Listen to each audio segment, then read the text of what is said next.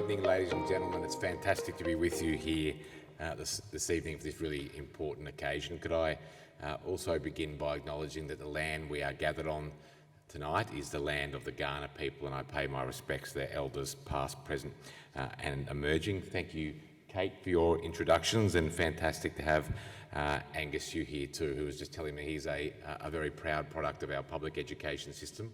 In fact, Unley High School. So it's fantastic to have you here tonight, and to Governing Council members who are here as well, and of course to Leah. Thank you for the invitation to be here tonight.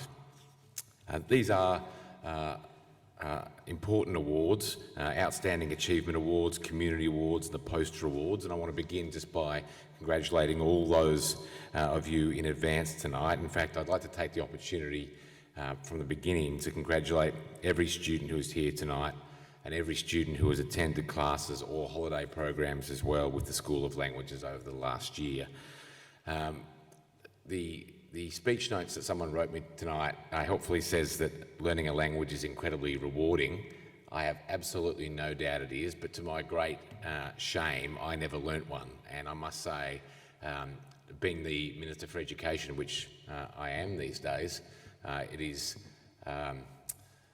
something that I feel often, almost embarrassed about, to be perfectly honest. And I wish that if I had my time again and went back, I had the opportunity at the school I went to, and I did French for a few years, but I just didn't stick at it. And I know learning a language takes persistence and dedication, but when I speak to people, and you're going to hear from Angus tonight, who has a remarkable story of his own about where what he learnt at Unley High School has taken him around the world. I wish I had stuck at it, and my advice, of course, I'm preaching to the converted here, because you are people who have done this and you understand the value of learning a language. But I must say it's something I have told my 3 young daughters. They are only 7, and soon to be 9, but I've already started the work to encourage them to take up a language, because I see when I get to speak to people like the people who are here tonight about how rewarding it is for you. And I've always been very conscious about that kind of very Australian way of doing things, which is to travel overseas, and we are very good at doing that, and that's a good thing. But just to expect that everyone in the places we go will be able to speak English and be dismayed when they can't. But we are an incredibly multicultural society here. But to keep it that way, I think it's important that we make an effort on our own behalves to learn a language as well. And there are so many fantastic examples of that here tonight. I know that for some of you, attending the school has been the opportunity to explore a new language or a culture. For others, it's allowed you to enhance the language and culture of your birth and to celebrate your heritage, which I have to say is a really, really important thing of which you should be proud.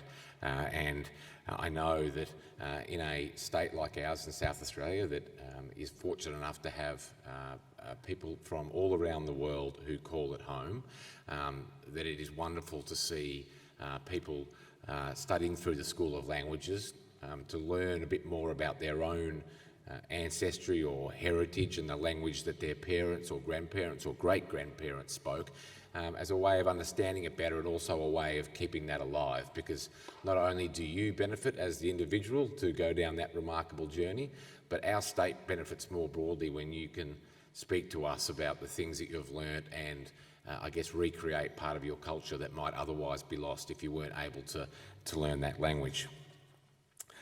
Cultural competence is key to thriving in the globalised world that you live in, and learning a second or third language is one of the best ways to build that competence. You don't just accumulate vocabulary, you gain new ways of thinking and new ways of seeing the world. Importantly, you start to break down barriers and build mutual understanding and acceptance. And I think we can all agree that with the sort of parlous state of the world at the moment, in many respects, that a bit more mutual understanding and acceptance is something that we really, really need. And people in this room, you all get to play a special role in that, in terms of learning another language, learning a bit more about another culture, and bringing that kind of acceptance and understanding that we really need now, I think, more than we have for many years. For those of you who've been learning the language of your birthplace or your heritage, your study is equally important. The language grounds you in your community and your identity as well. And as I said, we're a very multicultural place, in fact, home to people from more than 200 culturally, linguistically and religiously diverse backgrounds, and many of those are represented here tonight, which is fantastic. Close to a third of South Australians born overseas, and almost half of South Australians have one or both parents born overseas. So I just want to finish up by really saying that it is something that I prioritise really highly as Minister. In fact, the fact that I didn't learn a language myself at school, I think is probably one of the reasons that I do put such a great weight and emphasis on it, because I see the opportunities that perhaps I have missed out on, and the opportunities that other people who did that work and stuck at it and were dedicated and learned a language have had. And I want to, of course, mention just quickly too some of the fantastic work that is happening in some of our schools, and I've been fortunate enough to see that in the 8 months that I've been the Minister for Education, around First Nations people who we speak 46 different languages, and 23 languages taught at the School of Languages, which is an incredible thing.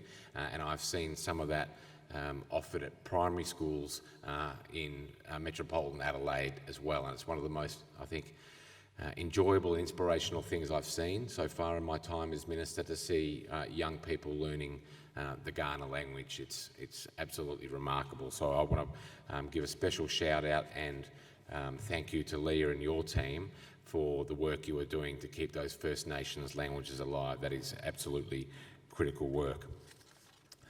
Congratulations to all the award winners tonight. It's my pleasure now, I think, to present the Awards of Excellence. Keep up your fantastic efforts. I hope that for as long as I get to remain in this job, which I love, I get the opportunity to come along to these evenings, but also more importantly, maybe come and see up close some of the work you are doing in terms of the languages that you've learnt, what you are learning from them, and how the things that you are learning, I guess, are benefiting our society more broadly, because I see my role as the Minister in being out there and talking about the wonderful opportunities that the School of Languages presents people, and encouraging more South Australians to take up those opportunities. So congratulations to all nominees tonight, and I think we're now going to present the award. Thank you.